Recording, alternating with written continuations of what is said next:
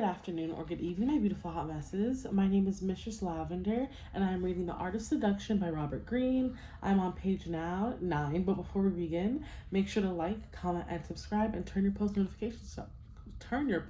notifications on. Let's begin. It is not one particular trait, but a combination of qualities. The voice, clearly a critical quality. As the legend indicates, the siren's voice has an immediate animal presence with incredible suggestive power. The siren must have an insinuating voice that hints at the erotic, more often subliminally than overtly. The siren never speaks quickly, aggressively, or at a high pitch. Her voice is calm and unhurried, as if she has never quite woken up or left her bed. Body and adornment.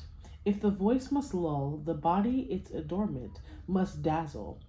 It is with her clothes that the siren aims to create the goddess effect. The key, everything must dazzle, but must also be harmonious, so that no single ornament draws attention. Your presence must be charged larger than life, a fantasy come true. Ornament is used to cast a spell and distract. The siren can also use clothing to hint at the sexual, at times overtly, but more often by suggesting it rather than screaming it. That would make you seem manipulative. Related to this is the notion of selective disclosure, the revealing of only a part of the body, but a part that will excite and stir the imagination. Movement and demeanor. The siren moves gracefully and unhurried. The proper gestures, movement, and demeanor for a siren are like the proper voice. They hint at something exciting, stirring desire without being obvious. Your air must be languorous, as if you had all the time in the world for love and pleasure.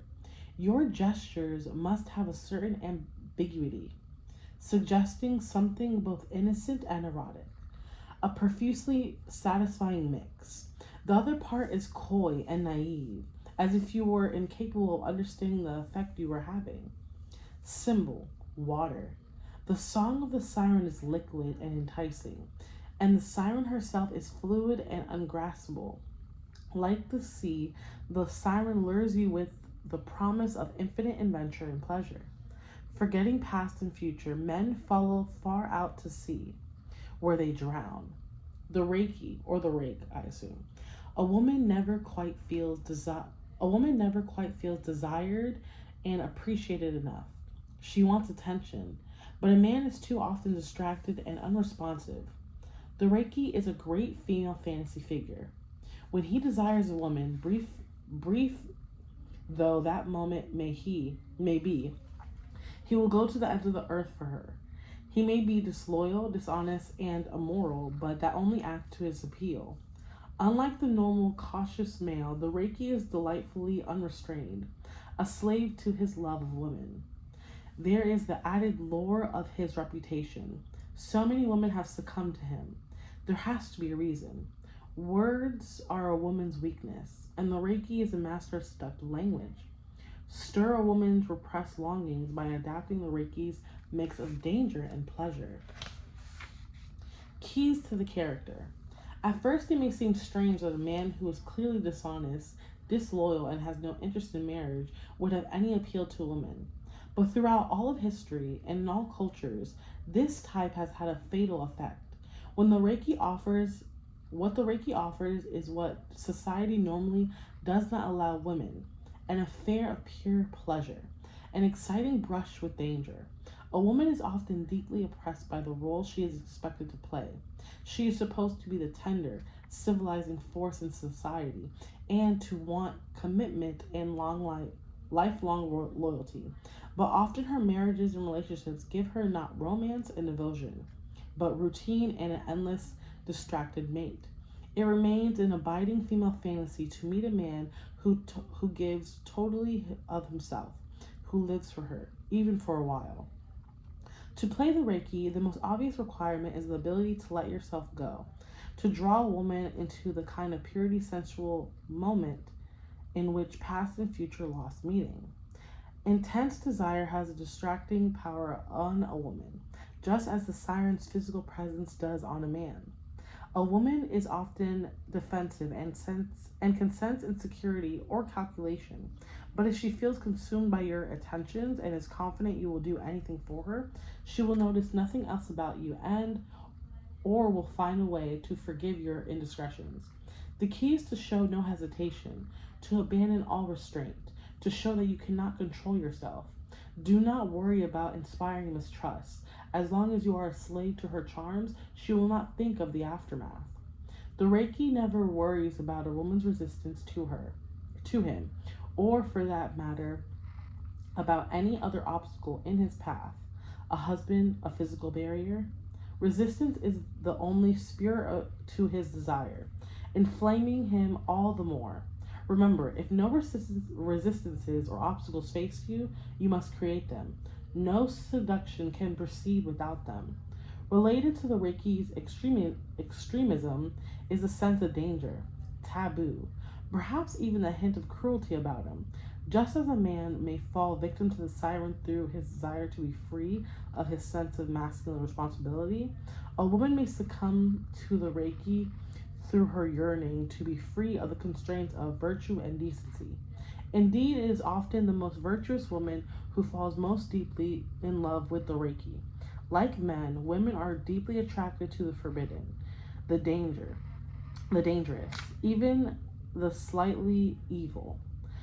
Always remember, if you play the Reiki, you must convey a sense of risk and darkness, suggesting to your victim that she is participating in something rare and thrilling, a chance to play out her own Reikish desires.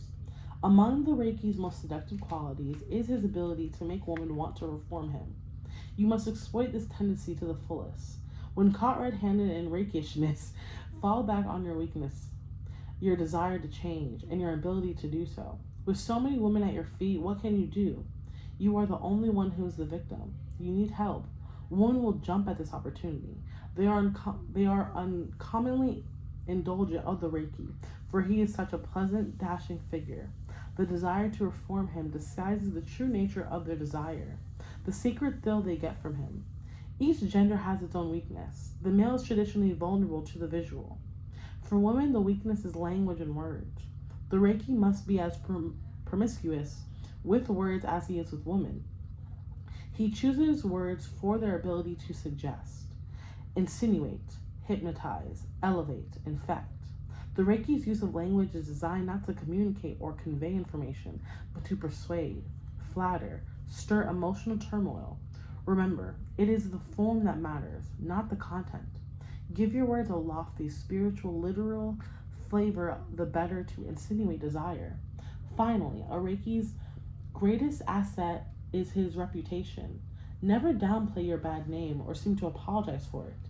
Instead, embrace it, enhance it. It is what draws women to you. Do not leave your reputation to chance or gossip. It is your life's work, and you must craft it, hone it, and display it with the care of an artist. Symbol, fire. The Reiki burns with the desire that inflames the woman he is seducing. It is extreme, uncontrollable, and dangerous. The Reiki may end in hell, but the flames surrounding him often make it seem that much more desire to women. I'm stopping right there. I'm on page 16, and we'll start next episode, The Ideal Lover. Again, my name is Mistress Lavender. I'm reading The Art of Seduction by Robert Greene, and I had a great time, and yeah, hope you have a great day. Drink some water, and remember, life is better when I'm in it. Bye. I'll see you next episode.